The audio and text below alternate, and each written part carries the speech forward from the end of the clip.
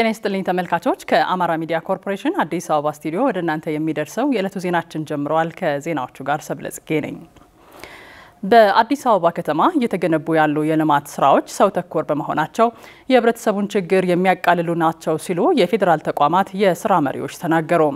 የፌዴራል ተቋማት የስራ መሪዎችና የብልጽግና ፓርቲ ጽህፈት ቤት ከፍተኛ አመራሮች በጠቅላይ ሚኒስትር ጽህፈት ቤት አስተባባሪነት የከተማዋን የልማት ስራዎች ጎብኝተዋል። ሰለሞን አሰፌ በቀጥታ መረጃ ላይ ደርሰን እዚህ ስቱዲዮ ይገኛል። እንዴት ነህ ሰለሞን? አጠቃላይ ጉብኝቱ ምን ይመስል ነበር? አመሰግናለሁኝ ሰብለ። ለአንቺም ለተመልካቾችም ሰላም ታቀርባለሁ። እንግዲህ ዛሬ የጠቅላይ ሚኒስትር ጽህፈት ቤት ያዘጋጀው የፌዴራል ከፍተኛ የስራ መሪዎችና የብልጽግና ፓርቲ ከፍተኛ የስራ መሪዎች የተሳተፉበት የአዲስ አበባ ከተማ አስተዳደርን የልማት ስራዎች ትኩረት ያደረገ ጉብኝት ተካሂዷል። ከማለዳው ጀምሮ እንግዲህ አጠቃላይ ጉብኝቱ በተለይም በከተማዋ ላይ የሚከናወኑ በርካታ ስራዎች አሉ። በከተማዋ ላይ የሚሰሩ የልማት ስራዎች ሶስት መሰረታዊ ጉዳዮች ላይ ትኩረት ያደርጋሉ። የመጀመሪያው የኮሪደር ልማት የሚባለው ነው። ሁለተኛው ደግሞ የመልሶ ልማት ወይም መልሶ ግንባታ ነው። ሶስተኛው የወንዝ ዳርና የወንዞች አካባቢ ልማት ነው። እንግዲህ የአዲስ አበባ ከተማ አስተዳደር በሶስቱ ዘርፎች ትኩረት አድርጎ ልማቶችን እየሰራ ይገኛል። የጠቅላይ ሚኒስትር ጽህፈት ቤት ባዘጋጀው በዚህ የልማት አጠቃላይ ጉብኝት በርካታ የልማት ስራዎች ተጎብኝተዋል። በሁለተኛው ምዕራፍ የተሰሩ የኮሪደር ስራዎች ከዛ በማስከተል ደግሞ የአዲስ አበባ ከተማ አስተዳደር የእንስሳት ልማትና ልህቀት ማዕከል ሌላው የተጎበኘ የልማት ቦታ ነው። የገላን ጉራ የልማት ተነሺዎች የጋራ መኖሪያ ቤትም የልማት አጠቃላይ ሂደቱ በፌዴራል ከፍተኛ የስራ መሪዎች ተጎብኝቷል። የቦሌ ቡልቡላ የህዝብ መናፈሻዎችም እንዲሁ ጉብኝት ተካሂዶባቸዋል። ከዛ ባለፈ የአዲስ ኮንቬንሽን ሴንተር ማዕከልም ሌላው የተጎበኘ የልማት ቦታ ነው። እንግዲህ አዲስ አበባ ዓለም አቀፍ የዲፕሎማሲ ከተማ ናት። አዲስ አበባን ውብ ጽዱና ማራኪ ለነዋሪዎቿ ምቹ የሆነች ከተማ ለማድረግ የከተማ አስተዳደሩ በርካታ ስራዎችን እየሰራ ይገኛል። እነዚህ የልማት ስራዎች የህብረተሰቡን ኑሮ የሚያቃልሉ ህብረተሰቡ ኑሮውን ንጹህ ውብ ማራኪ በሆነ አካባቢ ለስራ ምቹ በሆነ አካባቢ እንዲያሳልፍ የሚያደርጉ እንደሆኑም ነው ጎብኚዎቹ ሐሳባቸውን የሰጡን። እንግዲህ አጠቃላይ የተሰሩ የልማት ስራዎች የህብረተሰቡ ኑሮ የሚያቀሉ ናቸው።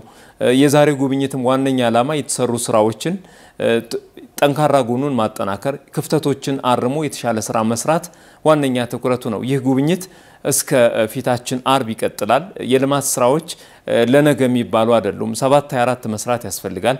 ልማት የጋራ ጉዳይ ነው። አዲስ አበባን የብልጽግና ተምሳሌት ማድረግ ኢትዮጵያን ደግሞ ከፍ ያለች በየትኛውም አካባቢ በደንብ የምትጠራ የምትሞገስ ሀገር ለማድረግ በጋራ መስራት መረባረብ እንደሚያስፈልግ ነው የብልጽግና ፓርቲ ከፍተኛ የስራ መሪዎች የፌዴራል ከፍተኛ የስራ መሪዎች እንዲሁ ዛሬ በጉብኝታቸው የተናገሩት።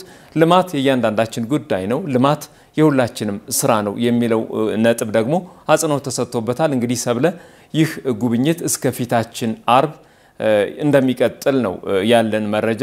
አጠቃላይ ግን የአዲስ አበባ የልማት ጉዳዮች ህብረተሰቡ እንዲረዳ የሚፈልገው በሶስት ነጥቦች ላይ ትኩረት ያደርጋል። የኮሪደር ልማት አለ፣ የመልሶ ማልማትና ግንባታ አለ፣ የወንዞች አካባቢ ልማት። እነዚህ ላይ ትኩረት ተደርጎ ልማት እየተሰራ ነው። የህብረተሰቡም ኑሮ ለውጥ የሚያመጡ የልማት ስራዎች እየተሰሩ እንዳለ ዛሬ በጉብኝቱ ለመረዳት ለማወቅ ተችሏል። ያለኝ መረጃ ይሄ ነው። ሰለሞን ላደረስከን መረጃ እናመሰግናለን። ጥሩ ጊዜ ይሁንልህ። ቀጥለናል ተመልካቾች። ባህል የሀገራት ትብብርን በማሳደግ አንድነትን ለማምጣት ትልቅ መሳሪያ ነው ሲሉ የምስራቅ አፍሪካ የባህል ሚኒስትሮች ተናገሩ። ባህል የትናንት ማንነት መገለጫ ብቻ ሳይሆን የዛሬና የነገ ኢኮኖሚያዊ እድገት ድልድይ ነው ሲሉ በኢትዮጵያ ተካሂዶ በነበረው የባህል ፌስቲቫል ላይ የተገኙ ሚኒስትሮች ተናግረዋል። አንዱ ዓለም ተጨማሪውን ይዟል። ጥበብና ባህል ለቀጠናዊ ትስስር በሚል ኢትዮጵያ የምስራቅ አፍሪካን የባህልና ጥበብ ፌስቲቫል አከናውናለች። ፌስቲቫሉም የባህል ሀብቶች በሀገራት መካከል በወንድማማችነትን አንድነትና ትብብርን ማጎልበት ዓላማ አድርጎ የተከወነ ነው። በስነ ስርዓቱ ላይ የተገኙ የዘርፉ ሚኒስትሮችም ባህልን እንደ መሳሪያ ተጠቅመን ድንበር ዘለል ግንኙነቶችን ማጠናከር እንደሚገባ አብራርተዋል። የጅቡቲ የወጣቶችና ባህል ሚኒስትር ዶክተር ሂቦ መሚን ባህል የሰላምና አንድነት ምንጭ አድርጎ መጠቀም ይገባል ብለዋል። We have the opportunity to show the world የሀገራችንና ክፍለ ሀገራችን ባህልና ወግ ውብ መሆኑን መግለጽ እወዳለሁ። ይህ የጋራ ባህላችን ለማሳደግ ደግሞ የአንድነት የሰላምና የጥንካሬ ተምሳሌት በሆነችው ኢትዮጵያ ውስጥ መነጋገራችን ትርጉሙ ትልቅ ነው። በፌስቲቫሉ ደግሞ ባህላችን ልዩ መሆኑን ብቻ የምናይበት ሳይሆን የሀሳብ ፈጠራና አዲስ እይታ የምናሳድግበትም ነው። ምስራቅ አፍሪካ ባለ ልዩ ባህልና ሳቢ እምቅ ማህበራዊ ሀብት ያለን መሆኑን የምናሳይበትም ነው። ባለሙያዎች ባህል ሰፊና ጥልቅ በመሆኑ በአጭር ትርጓሜ መስጠት አስቸጋሪ ነው ቢሉም የአንድን ሀገር ሁሉን አቀፍ የማንነት ነጸብራቅ እንደሆነ ይስማማሉ። የሩዋንዳ ባህልና ስፖርት ሚኒስትር ናዲያ ሮኝ በበኩላቸው ባህሎቻችን ከማንነት መገለጫ ባለፈ ለአንድነት ለኢኮኖሚ ግንባታ ምንጮች እናደርጋቸዋለን ብለዋል።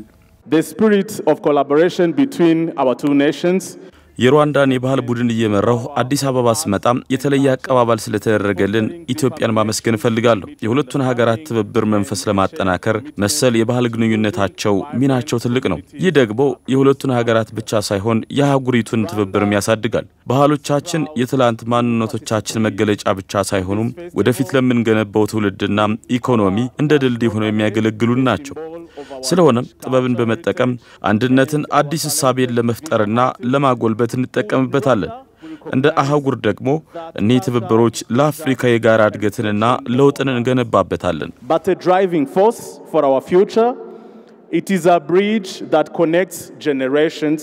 የሶማሌ መረጃ ባህልና ቱሪዝም ሚኒስትር ዳውድ አዌሳ በበኩላቸው ባህል የእርቅና የችግሮቻችን መፍቻ መሳሪያ አድርገን እንጠቀምበታለን ነው ያሉት። And culture for regional integration resonates deeply with our aspirations. ጥበብና ባህልን በመጠቀም ቀጠናዊ ትስስራችን ለማሳደግ ጠቃሚ ሆኖ አግኝቼዋለሁ። ባህል ደግሞ እኛ ማን እንደሆነ የምናሳይበት ብቻም ሳይሆን ድንበር ተሻጋሪ ድልድይ በመሆንም ያገለግለናል። እንደ ሶማሊያ ባህሎች ያላቸውን ጥቅሞች እንረዳለን። ባህል ለእርቅ፣ ባህል ለችግሮቻችን መፍቻ፣ ባህሎቻችን ከተፈጠሩብን ቁስሎች ማገገሚያ በመሆንም ህዝባዊ አንድነት ለመፍጠር የሚያገለግሉን ጉልበታም መሳሪያዎች ናቸው። ስለዚህም እንደ ምስራቅ አፍሪካ ዲፕሎማሲን በማጠናከርና ድንበር ዘለል ግንኙነታችንን ለማስተሳሰር ቁርጠኛ መሆናችንን መናገር ፈልጋለሁ።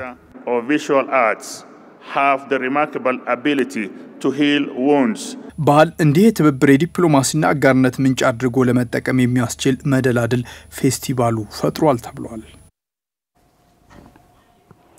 ተማሪዎች ከመደበኛ የትምህርት ተግባራቸው ባሻገር በሁሉም ዘርፍ የተሟላ ስብዕና እንዲኖራቸው ለማድረግ ባለድርሻ አካላት ኃላፊነታቸውን እንዲወጡ ምሁራን ይናገራሉ። ወላጆችና መምህራን በመንግስት የሚቀረጹ ፖሊሲዎች ተጣጥመው እንዲሄዱ ማድረግ ይገባልም ብለዋል። አበበች የኋላሽት ተጨማሪ አላት። ሳሮን ሙልጌታ በደብረ ብርሃን ከተማ የኃይለ ማርያም ማሞ ሁለተኛ ደረጃ ትምህርት ቤት የ10ኛ ክፍል ተማሪ ናት። በትምህርቷ ጠንካራ በመልካም ስነ ምግባሯ የተመሰከረላት በወላጆቼ የሚደረግልኝ ክትትልና ድጋፍ ብቁ እንድሆን አድርጎኛል ትላለች ሳሮን። በየጊዜው ስንፈተን በየጊዜው ውጤቴን ስለምትከታተል የምደብቃትም ነገር አይኖርም እና በየጊዜው ውጤቴም ዝቅ ካለ ያው ትመክረኛለች፣ ትቆጣኛለች። ቤት ውስጥ ያው የምችለውን አግዛታለሁ። ያው ጓደኛ በደንብ ነው መርጥልኝ። በለሷን የጠበቀ ፍሬዋን ያገኛል አይደል ነገሩ። ሳሮን መዳረሻዋን አውቃ እንድትጓዝ በመንገዷ በሚያጋጥማት ችግር የማትረታ ለመሆን ቆርጣለች። የልብ ስፔሻሊስት መሆን ነው አላማዬ። 91 ነው አቬሬጄ። አንደኛ ነው የወጣሁት ከሴክሽኔ ማለት ነው። ያው ቴክኖሎጂው ብዙ ልጆችን እየሳበ ነው። ሱስ ያለባቸው ልጆች ማቃቸው አሉ በብዛት የሚሳው በጓደኛ። ወላጅነት በርካታ ኃላፊነቶች አለበት የሚሉት የተማሪ ሳሮን እናት ወይዘሮ አለም ገረመው ወላጆች ጊዜው መልከብዙ መሆኑን ልብ በማለት የማይላላ ጥብቅ ቁርኝት ከልጆች ጋር ሊኖረን ይገባል ባይናቸው። አሁን እኔናሳ እንደ እናትና ልጅ ሳይሆን እንደ ጓደኛም ነው የምናወራው። ያው ልጆች ከስራ አይደለም መጀመሪያ አይደለም መያዝ ያለብሽ ባናት መተሽኩም ላስተካከልኩት አይሆን። ትምህርት ቤት ስትሄድ ከትምህርት ቤት ጋር ያላት ኮሚኒኬሽን ከጓደኞቿ ጋር ያላት ኮሚኒኬሽን እንዴት ነው የሚለውን ከታተላለሁ ነው ራሴ። ከትምህርት ቤት መጣ የመጀመሪያ ስራዬ እኔም ከስራ መጥቼ ቡና ይዤ ቁጭ ካልኩኝ ደብተሯንም ይዤ ነው አንድ ላይ ቁጭ ማለት። ልጆች የዛሬ መገኛቸው የወደፊት ህይወታቸውን የሚወስን መሆኑን ማስገንዘብ ቀዳሚ ተግባር ነው የሚሉት በኃይለ ማርያም ማሞ ሁለተኛ ደረጃ ትምህርት ቤት የሂሳብ መምህርና የህይወት ክህሎት አሰልጣኝ የሆኑት መምህር ካስዬ ብርነህ ልጆች ይሄ እድሜያቸው በተለይ ወጣት ተማሪዎች ወደፊት የሚቀር ገና ብዙ ያልተኖረ እድሜ አላቸው። ያንን ያልተኖረ እድሜ አሁን በሚሰሩት ነገር ወይ ያበላሹታል ወይ ደግሞ ይገነቡታል። በመምከር የምትቀይሩ ነገር አይደለም። ምክንያቱም አንቺ መክረሽ አስተካክለሽ የሚያውት ደግሞ ሌላ ነገር ነው፣ አትራክቲቭ ነው። ልጆች አሁን ባላቸው ተፈጥሯዊ ማንነት ማምጣት የሚፈልጉት ነገር እንዲያውቁ ማድረግ ሁለተኛ ዓላማ እንዲኖራቸው ከህይወት ዓላማቸው የሚነጥላቸው ጓደኛም ሆነ ሶሻል ሚዲያ እንዲለዩ በማስቻል አንዳንድ ወላጆች ለልጆቻቸው ስልክ ገዝተው ዋይፋይ አስገጥመው ልጆቻቸውን አንድ ቤት ቆልፈው ይሄዳሉ። በደብረ ብርሃን ዩኒቨርሲቲ የስነ ልቦና ትምህርት ክፍል አስተባባሪና መምህር የሆኑት ዶክተር መሐመድ ደምሴ ፍሬያማ ትውልድን ለመፍጠር ወላጆችና መንግስት የበኩላቸውን ድርሻ ሊወጡ እንደሚገባ ያነሳሉ። ትምህርት ቤቶች ምን መስራት አለባቸው ወላጆችስ እንዴት መከታተል አለባቸው ብለን ያንዳንዱን ነገር ማየት ይኖርብናል ማለት ነው።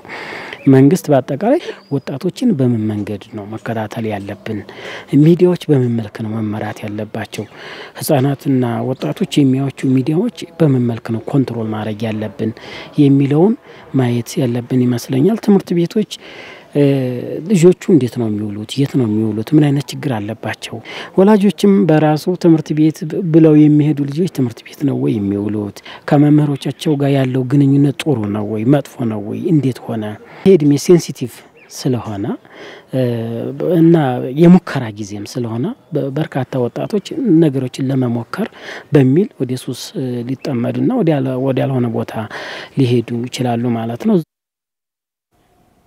በማረሚያ ቤት የሚገኙ ታራሚዎችን በተለያዩ ዘርፎች በማሰልጠን የኢኮኖሚ አቅም እንዲፈጥሩ እየተደረገ እንደሆነ የሰሜን ሸዋ ዞን ማረሚያ ቤቶች መምሪያ ገለጸ። ከማረምና ከማነጽ ባሻገር ታራሚዎች በተለያዩ የስራ ዘርፎች እንዲሰማሩ መደረጉ የእርምት ጊዜያቸውን ሲያጠናቅቁ የተረጋጋ ማህበራዊ ህይወት እንዲኖራቸው ያደርጋልም ተብሏል። ብርቱካን ማሞ ተጨማሪ አላት። ብርሃን ማሩ ይባላሉ። በሰሩት ወንጀል ምክንያት በሰሜን ሸዋ ዞን ማረሚያ ቤቶች መምሪያ በታራሚነት ነው ያገኘናቸው።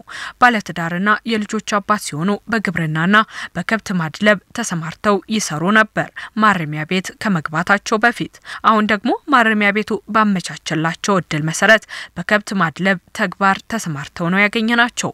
ኑሮ አለኝ 9 ቤተሰብ ያው በትነን የመጣሁት ያው በሰላም ታገኘዋቸው ያው ይሄን ስራ ቀጥላለሁ ብዬ የህብት ባለቤትና የቤተሰብ ባለቤት ነኝ ለመቀጠል ነው አላማዬ ወደፊት ማለት ነው። ታርሚያለሁ ታንጫለሁ ወደፊት ያው ብዙ ነገር አስተምሮኛል ይሄ ቤት እና ወደፊት ያው ሰው ሆኜ ለመኖርና ያው ልጆችን ለማስተማርና ብዙ ደረጃ ለማድረስ ነው የምመኘው። በማረሚያ ቤቱ ከመደበኛ የቀለም ትምህርት በተጨማሪ የገቢ ማስገኛ ዘርፎች ስልጠና ይሰጣል። በእደ ጥበብ ውጤቶች፣ በልብስ ስፌት፣ በእንጨትና ብረታ ብረት፣ በወተት ልማትና በከብት ማድለብ ታራሚዎች በቂ ስልጠና አግኝተው በዘርፉ እንዲሰማሩ እየተደረገ ይገኛል።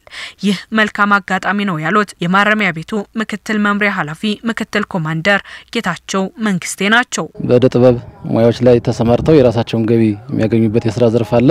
ሲቀጥልም በብረታ ብረት በእንጨት ስራ የሚያገኙአቸው ገቢዎች አሉ። እኔ ደግሞ በስልጠና የሚያገኙአቸው ነገሮች አሉ። ደግሞ በግብርናው ዘርፍ በበሬ ማድለብ በበጎች ማድለብ እና ደግሞ እንደዚሁ በወተት ላሞች ድልባታ እንደዚሁም ስልጠና ይሰጣቸዋል። ማረሚያ ቤታችን ላይ የሚያገኙትን ዕውቀት አግኝተው ወደ ማህበረሰቡ ወይም ደግሞ ወደ ነበሩበት አካባቢ ሲመለሱ ማረሚያ ቤት ላይ ሆነው ያገኙትን ወይም ደግሞ የተሰጣቸውን ትምህርት ወደ ተግባር ለመቀየር ምቹ ሁኔታዎችን ይፈጥርላቸዋል ማለት ነው። ማረሚያ ቤቱ በገቢ ማስገኛ ዘርፎቹ የአካባቢውን ማህበረሰብ በማገልገል ላይ እንደሚገኝ የጠቆሙት ምክትል መምሪያ ኃላፊው ታራሚዎችም በአግባቡ ታርመውና ታንጸው እንዲወጡ ከወጡ በኋላ በወንጀል ድርጊት እንዳይሳተፉ የስራ ዕድል መፍጠሪያ በመሆን እያገለገለ ይገኛልም ብለዋል። ህጻናቶችም አሉ በተለይ ከእናቶቻቸው ጋር የሚገቡ ህጻናቶች አሉ። እነሱን ድጎማ እናደርግበታለን። አንዳንድ ደግሞ በማይድን በሽታም የተያዙ ታራሚዎች አሉ። ለነሱ ድጎማ እናደርግበትም ሁኔታዎች እየፈጠርን ያለነውና በወተት ምርት ማለት ነው። ስለዚህ ህብረተሰቡም በዚሁ በአቅራቢያ ያለው ህብረተሰብ በቅናሽ ዋጋ ይሄን ወተት በማግኘቱ ከፍተኛ ጠቀሜታ እየሰጠን ያለነውና ስለዚህ እዚህ አካባቢ ጋር ያለው ህብረተሰብ ለተቋሙ ያለው ቀረቤታ አመለካከትም እየቀየር ያለንበት ሁኔታ አለና ማረሚያ ቤታችን አሳሪ ብቻ ሳይሆን ማረም እንደሚችል ማነጽ እንደሚችል ማምረት እንደሚችል ማስተማር እንደሚችል ብዙ ስራዎችን እያሳየን እያሰራን ያለንበት ሁኔታዎች አሉ። በማረሚያ ቤቱ ባገኙት ዕውቀትና ልምድ የገቢ አማራጮችን በማስፋታቸው ሙያ በመልመዳቸው ለቀጣይ ህይወታቸው ስንቅ እንደሆናቸው ታራሚ ብርሃኑ ማሩና ወጣት በየነ ወንደሰን ነግረውናል። ብዙ ነገሮች ወስጃለሁ። በቃ ከእንግዲህ ወዲያ ተወንጀልም ነፃ ለመሆን ያው ራሴን ለማውጣትና ሀገርን ወገንን ለማስተማር ያለኝ አቅጣጫ እንደዛ ነው። ወደፊቱም ቢሆን ማለት ነው። ሁሉን ነገር ተምሬበታል። አሁን እንግዲህ የሰራሁትን ወንጀል እንደገና ደግሞ አለመስራት ሁሉን ነገር ማለት ነው። ሙዬን እንደዚሁ እንድቀጥልበት ጤናዬን ሰጥቶኝ ነው። በተከታይነት አጫጭር ጉዳዮች ወደ እናንተ ይደርሳሉ። መሰረት መቅጫ ታቀርበዋለች።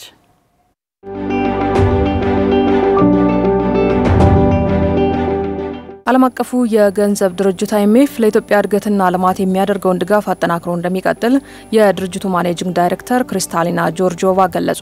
የዓለም ባንክ ግሩፕና የዓለም አቀፉ የገንዘብ ድርጅት IMF ዓመታዊ የጸደይ ወቅት ስብሰባ በዋሽንግተን ዲሲ እየተካሄደ ነው። የዓለም አቀፉ የገንዘብ ድርጅት IMF ማኔጂንግ ዳይሬክተር ክሪስታሊና ጆርጂዮቫ ከስብሰባው ጎን ለጎን ከገንዘብ ሚኒስትር አቶ አህመድ ሺዴና ከኢትዮጵያ ብሔራዊ ባንክ ገዢ አቶ ማሞ ምህረቱ ጋር ተወያይተዋል። ማኔጂንግ ዳይሬክተሯ የኢትዮጵያን ሪፎርም አጀንዳ አስመልክቶ ውይይት ማድረጋቸውን በኤክስ ገጻቸው ባሰፈሩት መልእክት ገልጸዋል። IMF የኢትዮጵያን እድገትና ልማት ለመደገፍ ቁርጠኛ መሆኑንም አመላክተዋል። የዓለም ባንክ ግሩፕና የዓለም አቀፉ የገንዘብ ድርጅት IMF ዓመታዊ የጸደይ ወቅት ስብሰባ እስከ ሚያዝያ 18 ቀን 2017 ዓ.ም ድረስ ይቆያል።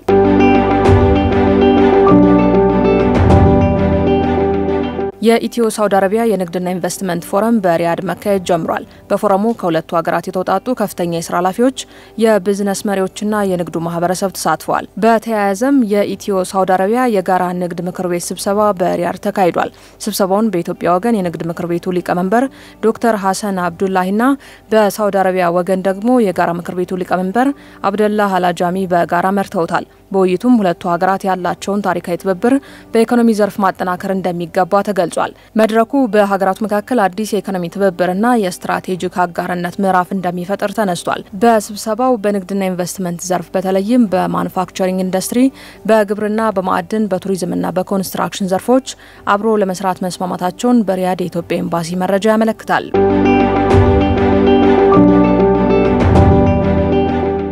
በሚቀጥሉት 10 ቀናት ዝናብ ሰጪ የሚቴዎሮሎጂ ገጽታዎች በአብዛኛው የበልግ ዝናብ ተጠቃሚ በሆኑ አካባቢዎች ቀጣይነት እንደሚኖረው የኢትዮጵያ ሚቴዎሮሎጂ ኢንስቲትዩት አስታወቀ። ኢንስቲትዩቱ ከሚያዝያ 13 እስከ 22 2017 ዓ.ም የሚኖረውን የአየር ሁኔታ ትንበያ ይፋ ባደረገበት መረጃ በሚቀጥሉት 10 ቀናት ዝናብ ሰጪ የሚቴዎሮሎጂ ገጽታዎች በአብዛኛዎቹ የበልግ ዝናብ ተጠቃሚ የሀገሪቱ አካባቢዎች ላይ ቀጣይነት የሚኖራቸው መሆኑን አስታውቋል። ይሁን እንጂ አልፎ አልፎ ባሉት ቀናት ደረቅ የአየር ሁኔታዎች እንደሚኖሩም ጠቁሟል። በተያያዘ መረጃ በደቡብ ምዕራብ፣ በምዕራብ፣ በምስራቅ እንዲሁም በስምጥ ሸለቆ የሀገሪቱ አካባቢዎች ላይ የደመና ሽፋን ይኖራቸዋል ተብሏል። በመሆኑም በበልግ አብቃይ አካባቢዎች በርካታ ቦታዎቻቸውን የሚሸፍን ቀላል መጠን ያለው ዝናብ ያገኛሉ መባሉን ከኢንስቲትዩቱ የተገኘ መረጃ ያመለክታል።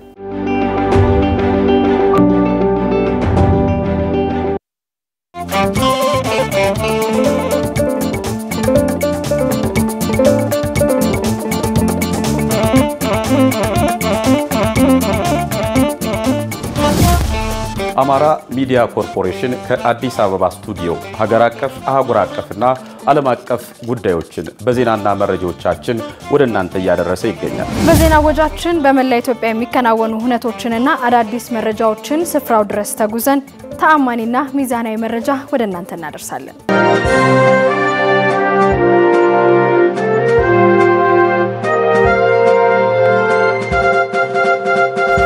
ኢትዮጵያ ከ85 በላይ በሆኑ ብሔሮች፣ ብሔረሰቦችና ህዝቦች የጋራ አብሮነት ጸንታ የኖረች ታላቅ ሀገር ነች። ታዲያ ይህንን ታሳቢ ያደረገው አማራ ሚዲያ ኮርፖሬሽን ቀለሞቻችን የሚል የዜና ይዘት በማዘጋጀት በሀገሪቱ የሚከወኑ ማህበራዊ፣ ኢኮኖሚያዊና ፖለቲካዊ ጉዳዮችን በሰፊው በመዳሰስ የህዝቦች አንድነትና አብሮነትን የሚያጠናክሩ ዘገባዎችን በመስራት ሁሌም ዘወትር ሰኞ በትዕይንተ ዜናችን ከአዲስ አበባ ስቱዲዮ ቀለሞቻችን የተሰኘውን ዘገባ ወደ እናንተ እናደርሳለን።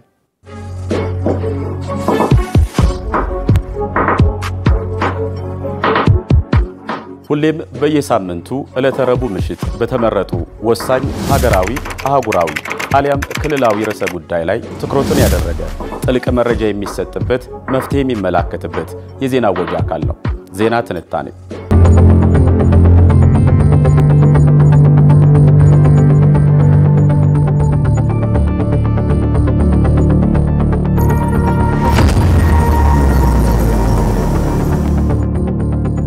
ሉላ ኢትዮጵያ በዚህ የዜና ወጃችን ከኒውዮርክና ብራስልስ ተቀጥሎ የዲፕሎማሲ መናኸሪያ በሆነችው አዲስ አበባ ዓለም አቀፍና አህጉር አቀፍ ሁነቶች ይዳሰሱበታል።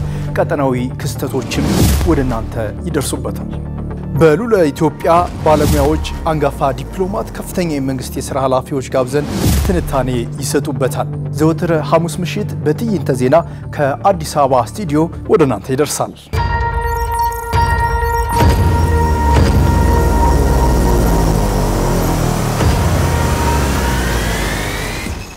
አሚኮ ጥቆማ በመዲናችን አዲስ አበባና በተለያዩ አካባቢዎች የሚከወኑ ሁነቶችን የምንጠቁምበትና መረጃ የምንሰጥበት ሌላኛው የዜና ወጃችን አካል ነው።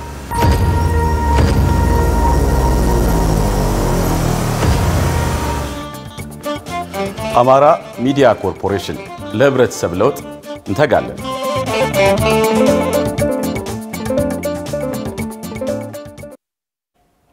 ከአማራ ሚዲያ ኮርፖሬሽን አዲስ አበባ ስቱዲዮ ወደ እናንተ ሲደርስ የቆየው የዕለቱ ዜናችን እዚህ ላይ አብቅቷል። ስለተከታተላችሁን እናመሰግናለን። ጤና ይስጥልኝ።